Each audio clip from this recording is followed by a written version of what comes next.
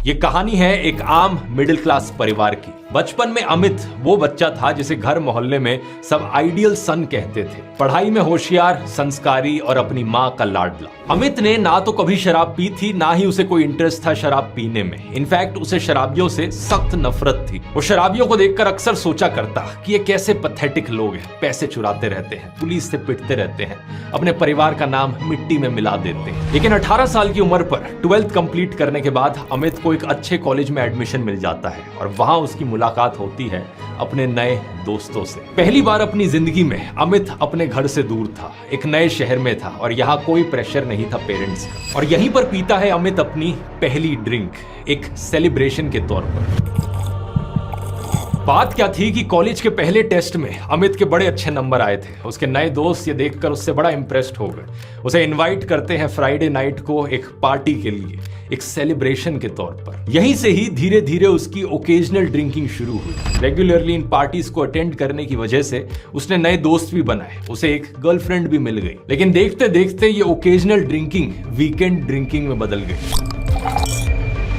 हर Friday शाम को ये ड्रिंक करने लगता।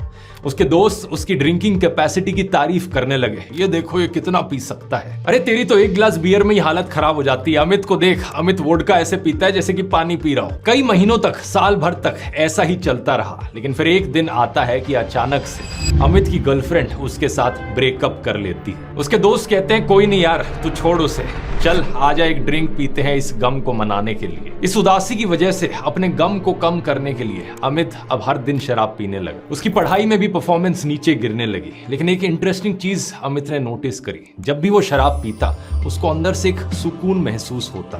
ये सारी टेंशन, ये सारा स्ट्रेस वो भूल जाता। ये फीलिंग सिर्फ अमित को स्पेशली नहीं होती थी। ये चीज साइंटिफिकली प्रूवन है कि जो लोग रेगुलरली शराब पीते हैं इस तरीके से, एक्चुअली में उन्हें सुकून महसूस होता है। जो टेंशन उनके मन में होती है, दिल में होती है, वो सब दूर हो जाती है टेम्पररी। लेकिन दिक्कत यह है कि टाइम के साथ साथ सेम लेवल का वो सुकून पाने के लिए अल्कोहल का और ज्यादा अमाउंट कंज्यूम करना पड़ता है। एग्जैक्टली इसके पीछे क्या साइंटिफिक रीजन है, इसकी आगे हम वीडियो में बात करेंगे। लेकिन अमित ने एक और चीज एक्सपीरियंस करी। इस सुकून की फीलिंग के करीब 6 से 8 घंटे बाद उसकी सैडनेस वापस लौट आती और फिर उसे पछतावा होता, अपने ऊपर शर्म आती और एंजाइटी और पैनिक अटैक्स भी देखने को मिलते। जब अमित अपने घर वापस लौटा तो उसके माँ बाप उसे देखकर हैरान थे।